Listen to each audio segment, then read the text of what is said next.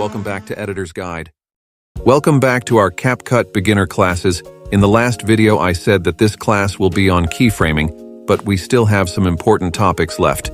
Today's topic is short and essential, so give it some attention. Today we will learn how to remove background of a video and how to use the chroma key. Let's import the video. As always, the link is in the description. Now put the video on timeline.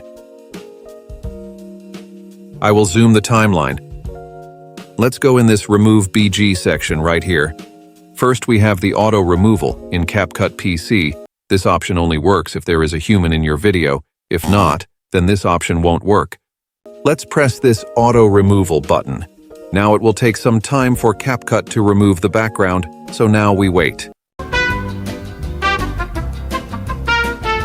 Background has been removed. Let's have a look. Wow, my laptop is working smoothly. It's all because of you guys. You like and subscribe and my laptop works better. Thank you. Now let's have a look at strokes. They make an outline for your cutouts, something like this. CapCut has 4 options for strokes, and they are customizable too, so you should try them all for yourself. Now let's make a cool effect using what we just learned. Let's create a background blur effect.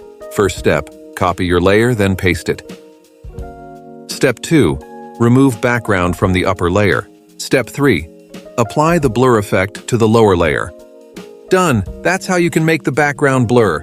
You can add other effects on the background to make it look even better, so go try it after watching this video. Now let's add a clip with a green screen. Now add it to the timeline. We use chroma key to remove one specific color from a clip. To remove the green screen, we will use chroma key on it. Click the color picker. Now click the green screen. Done. We have successfully removed the green screen. Let's have a look. Now I will use the chroma key on yellow. It will look something like this. Kinda cool. That's it for today's topic. See you in next one. Bye-bye.